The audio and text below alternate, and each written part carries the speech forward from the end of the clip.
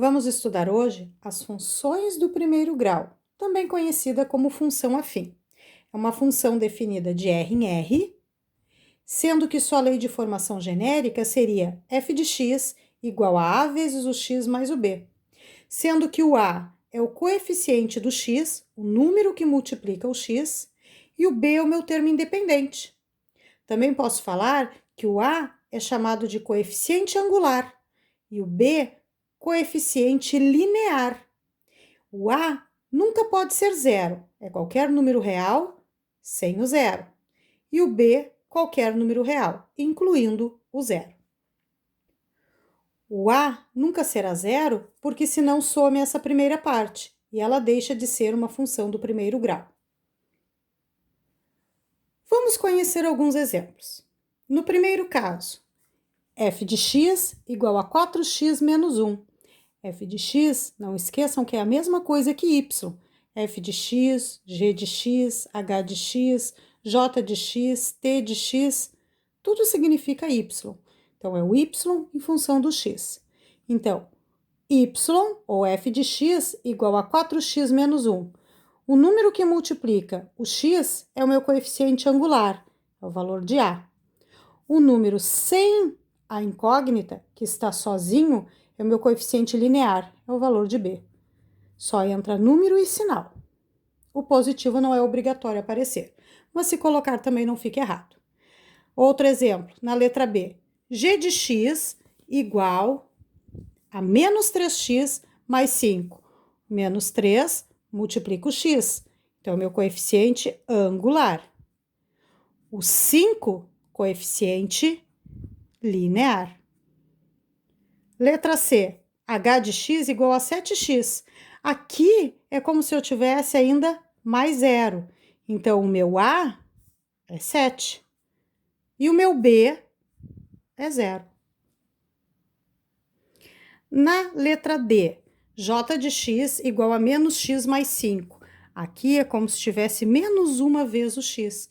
Então, o meu coeficiente angular, menos 1. O meu coeficiente linear, mais 5. Na letra E, t de x igual a 2/5 de x mais 4/3. 2/5 é quem multiplica o x, meu coeficiente angular. 4/3 é o meu coeficiente linear. Esses valores não obrigatoriamente precisam estar na ordem, sempre primeiro o coeficiente angular e depois o linear. Poderia estar trocado, poderia ter aparecido, por exemplo, neste primeiro, menos 1 mais 4x. Poderiam estar invertidos esses dois valores aqui. E, igualmente, teria o coeficiente angular como sendo quem multiplica o x e o coeficiente linear, o termo independente. A função do primeiro grau, ou função afim, ela pode ser classificada como crescente ou decrescente. E esta classificação de crescente ou decrescente, depende do sinal do coeficiente angular a. Então, se esse sinal for positivo, a minha função é crescente. Se for negativo, decrescente. Se por acaso a minha função tiver o coeficiente angular 0, ela não é uma função afim, ela não é uma função do primeiro grau, ela será uma função constante. Vamos fazer os exemplos. Vamos tirar quem é A e B de todos os exemplos que nós temos aqui para verificar a classificação de crescente ou decrescente. No primeiro exemplo, função crescente por quê? Olha o meu valor do A, mais 2, e o valor do B, menos 1. Não me interessa neste momento o valor do B, me interessa o sinal do A, é o sinal do coeficiente angular. Se ele é positivo, maior que zero, a minha função é crescente.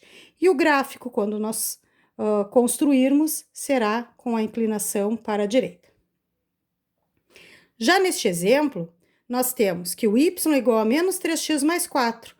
O a é menos 3, que é quem multiplica o x, e o b é mais 4, coeficiente linear. Não interessa neste momento o meu coeficiente linear, interessa o sinal do meu coeficiente angular. Negativo, se o a é menor que zero, função decrescente. E o gráfico terá uma inclinação para a esquerda. Se por acaso o meu A for zero, como no exemplo que eu tenho aqui embaixo, é como se eu tivesse aqui mais 0 vezes o x, o A é 0 e o B é 5. Quando o A for zero, zero não tem sinal. Não me interessa o valor do B. Como ele não tem sinal, eu não posso classificar nem crescente nem como decrescente, e sim uma função constante. Como eu tenho uma função constante, a inclinação dela é paralela ao eixo x. Nós temos algumas particularidades nas funções. A primeira delas, quando eu tenho o valor de b igual a zero. Sempre que em uma função de f de R em R, a parte do coeficiente linear for igual a zero, sendo que o meu a nunca vai ser zero, nós temos uma função chamada de linear. Por exemplo, na letra A, y igual a 5x.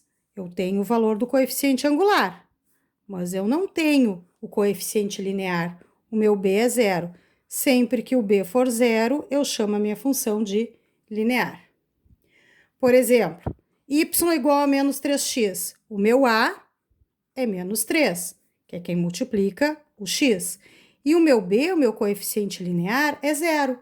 Então, sempre que o b for zero, eu tenho uma função linear. Mas mesmo assim, eu consigo classificá-la em crescente, porque o a é positivo, e decrescente, porque o a é negativo. E como eu já havia falado, a outra função seria a constante, uma função definida de R em R, mas o a sendo zero. Observem a lei de formação. F de x igual a 0 vezes x mais b. Não tem esta primeira parte. Eu posso escrevê-la como sendo f de x igual a b. B, sendo qualquer número real para todo o valor de x, eu tenho essa situação. Por exemplo, aqui é como se eu tivesse mais 0 vezes x. Quem é o meu a? 0. Quem é o meu b, o meu coeficiente linear? 3. Sempre que o a for zero, a minha função é chamada de constante. No último exemplo, a mesma coisa. Mais 0 vezes x. A igual a 0 e o b igual a menos 2. Particularidade, a igual a 0. Se o a é igual a 0, a minha função é chamada de constante.